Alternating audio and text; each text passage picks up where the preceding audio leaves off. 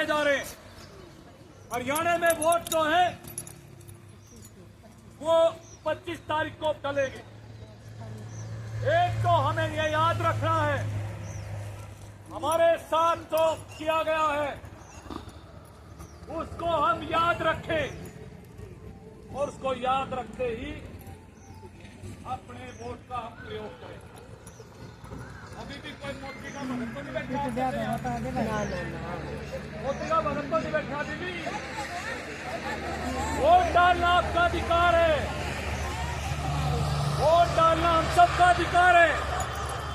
लेकिन सवाल ये है, अपने अनुभव के आधार पर हमारी यूनियन, हमारा संगठन एक बात हम कह रहे हैं, ये चुनाव भाई केवल आशा वर्करों का मामला नहीं है, केवल आंगनबाड़ी का भी नहीं है, मिड डे मील का भी नहीं है, सफाई कर्मचारियों का भी नहीं है, और ये सीटू का, कर्मचारियों का, किसानों का मसला नहीं है, ये इस पूरे देश का मामला है। हम आपको ये कहना चाहते हैं कि भाई ये कोई साधारण चुनाव नहीं है, ये मांग मुद्दे हमने पहले भी जो सरकारों से लड़ाई लड़के हासिल किए हैं, आज भी आप लड़ रहे हैं। लेकिन सवाल यह है, अगर यह जो बीजेपी ये जो राज में आएगी, अगर ये तीसरी बार राज में आ गई तो क्या होगा, इसका अंदाजा लगाने की जरूरत है, इसका अंदाजा लगाने की जरूरत हम सबको। और ये बात मैं दावे के साथ कह रहा हूं, अपने अनुभव से कह रहा हूं, तो देश के लोगों ने इस देश की आजादी के लिए जो कुर्बानियां दी, उस कुर्बानियों से ये देश आजाद हुआ, हमारे देश का एक संविधान लिखा गया। और आपको ये जानकर ताज्जुब होगा, जब हमारा देश आजाद हुआ उस समय सबको वोट का अधिकार सबको मिला। दुनिया में केवल अकेला भारत था उस समय। 1947 में जब देश आजाद हुआ, हमारे संविधान के अंदर जो व्यवस्था की गई, उससे पहले दुनिया के किसी भी देश के अंदर सभी को वोट डालने का अधिकार नहीं था। अमेरिका और इंग्लैंड जैसे थे जो अपने आप को लोकतंत्र का बढ़ावा मानते हैं सरकार, वहां भी महिलाओं को वोट डालने का अधिकार नहीं था। ये हमारे संविधान में लिखा गया कि भाई राजा जो है वो रानी के पेट से पैदा नहीं होगा, वोट डालेंगे। कोई अमीर है, गरीब है, किसी भी जात का है, किसी भी धर्म का है, महिलाएं चाहे पुरुष है, वोट की कीमत एक होगी सबकी, और जिसको वोट ज्यादा मिलेंगे वो जीतेगा और वो सरकार चलाएगा। ये वैसे नहीं मिल गया।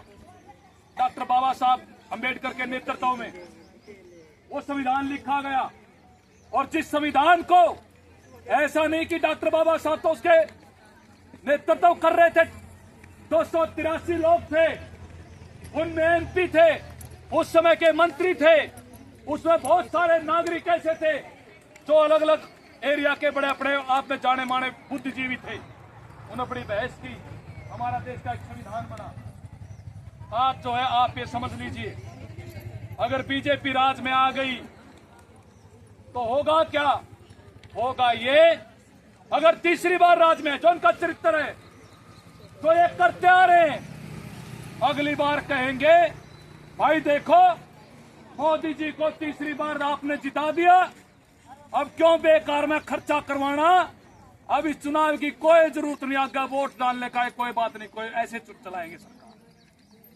आगे वोट भी डलेंगे कि नहीं डलेंगे, जिस रास्ते पे ये बीजेपी चल रही है।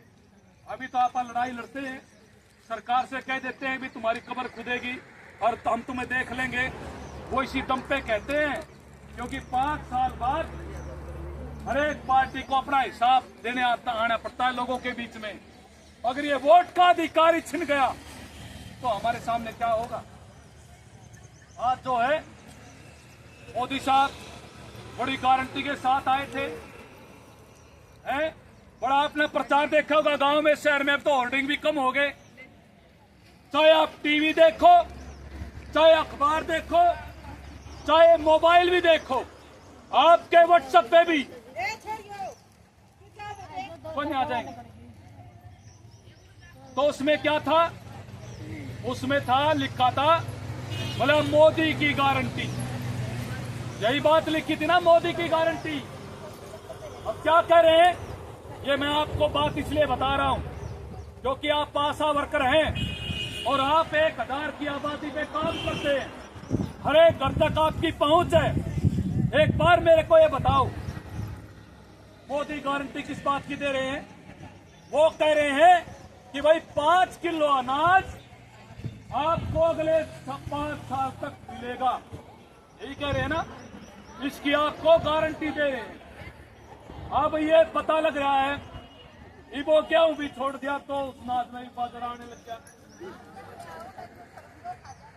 ठीक है, अब ये बताओ मेरे को, ये 5 किलो जो अनाज है, ये जो सस्ता राशन है, ये तो देश में जब आजादी मिली 1950 में, उसके बाद ही शुरू हो गया था सस्ता राशन। तो और सारी चीजें मिला करती। उसके बाद जब ये सरकार आई, उससे पहले 35 किलो अनाज मिला करता लोगों को, बीपीएल परिवार को। क्या भाव मिलता था? 2 रुपए के भाव से। 70 रुपए में घर में 35 किलो अनाज आया करता। बीजेपी ने क्या किया?